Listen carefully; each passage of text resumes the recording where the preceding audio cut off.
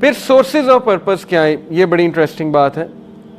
Love of friends and family, ये one source of purpose है। Source से मुराद होती है जो चीज़ आपको मकसद दे रही है।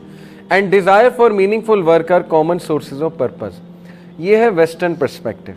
और मैंने आपको लास्ट टाइम बताया था कि चूंकि उनका मकसद सर्वाइवल से, वर्क प्लेस से और फैमिली से जुड़ा हुआ है, इसलिए वो हादसात का सही से मुकाबला नहीं कर सकते।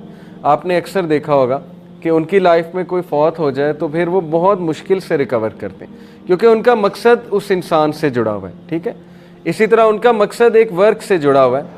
और बड़ी ज़बरदस्त मिसाल, अभी एक स्पीकर को मैं सुन रहा था, उन्होंने बहुत ज़बरदस्त मिसाल दी वर्क लाइफ बैलेंस के बारे में।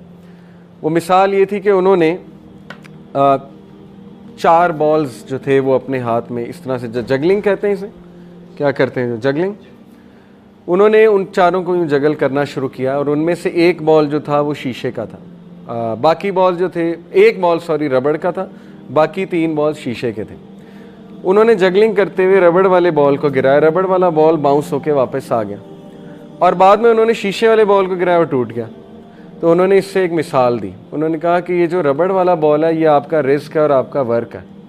ये लिखा हुआ है, नो मैटर ये जितनी मर्जी बार गिर जाए, इसने बाउंस बैक होके आ जाना। यू कैन अफोर्ड के गिर जाए, जॉब चली गई वापस आ जाएगी, ठीक है ना, इतनी क्या सर पे चढ़ाने वाली बात। अनएम्प्लॉयड है, एम्प्लॉयमेंट मिल जाएगी, हाथ पैर मारें, बस घर बैठ के गेमें ना खेलते रहें, ज़रा बाहर जाएं और एम्प्लॉयमेंट ढूंढने की कोशिश करें।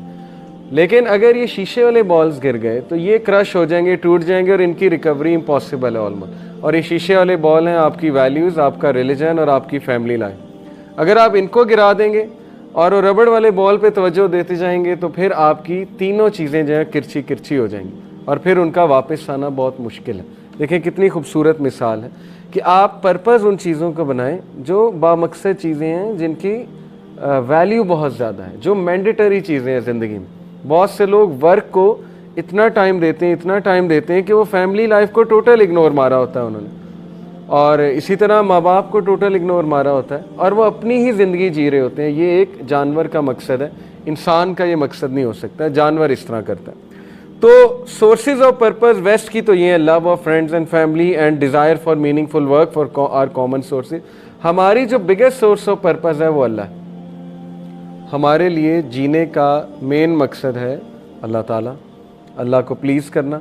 किसी को तो प्लीज़ करना है तो अल्लाह को कर लेते हैं। और चूँकि हमारा मेन पर्पज़ अल्लाह ताला की इबादत करना है, अल्लाह को प्लीज़ करना है, नेक बनना है, तो इट परफेक्टली मेक सेंस कि हम सारी इंस्ट्रक्शंस भी अल्लाह ताला से लें और उन इंस्ट्रक्शंस को हम फॉलो करें। Finding a meaning in life, ये बड़ी इंटरेस्टिंग, मैं रिसर्च पढ़ रहा था।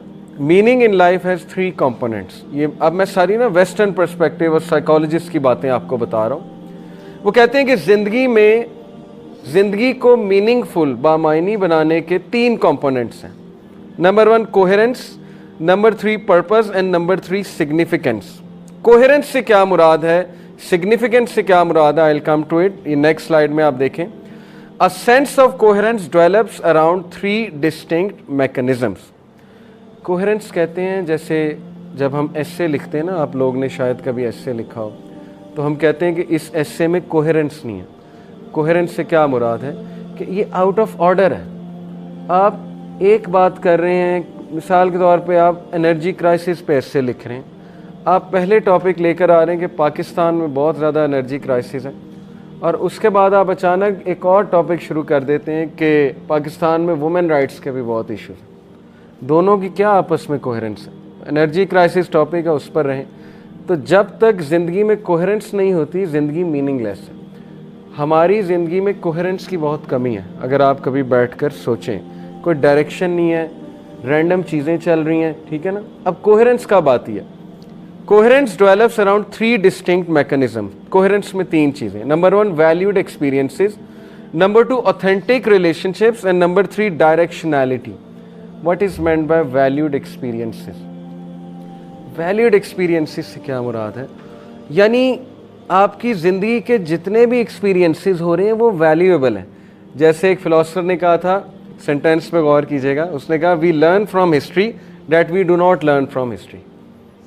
हिस्ट्री से हम ये सीखते हैं कि हिस्ट्री से हम कुछ नहीं सीखते। इसलिए जिस बंदे ने ज़िंदगी में चुपेड़ों से और मार से कुछ नहीं सीखा तो उसके 0 एक्सपीरियंस है उसके बाद। उसके नॉन वैल्यूएबल एक्सपीरियंस है। उस बंदे की तलाक हो गई है लेकिन वो सीख नहीं रहा मेरी तलाक क्यों हुई, तो वो जीरो है वो बंदा, उसकी दोबारा तलाक हो जाएगी क्योंकि उसने सीखा ही नहीं कि मेरा क्या कसूर था। वो सारा का सारा देख रहा है अगले का क्या कसूर था। वैल्यूड एक्सपीरियंसेस होने चाहिए आपकी लाइफ में। अगर आप बड़े हो रहे हैं और जहन आपका उतना सा है तो फिर यू आर जीरो और आपकी लाइफ मीनिंगलेस है। इसलिए एक्सपीरियंसेस से सीखें।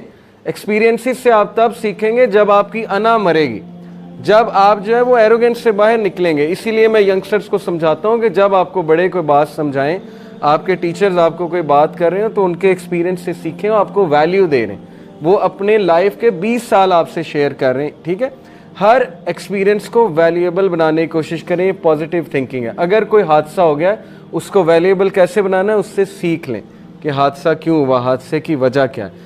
अगर आप स्लिप हो रहे हैं, इस एक्सपीरियंस को वैल्यूएबल बनाएं। अगर आप किसी गुनाह में मुलविस हैं, इसको वैल्यूएबल बनाएं, इस एक्सपीरियंस को, कि मैं गुनाह से बाहर निकलूं और इसको वैल्यूएबल बना के अगलों को सिखाऊं कि मैं कैसे निकला था। ये वैल्यूएबल एक्सपीरियंस है।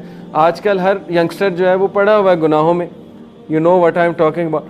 आप वैल्यूएबल अपने एक्सपीरियंस से शेयर करें कि मैं ऐसे निकला था और आप भी निकले इंशाल्लाह। आप एक सर्कल बनाएं, उस सर्कल में बैठें और लोगों को भी बिठाएं और इंशाल्लाह इन चीज़ों से निकालें।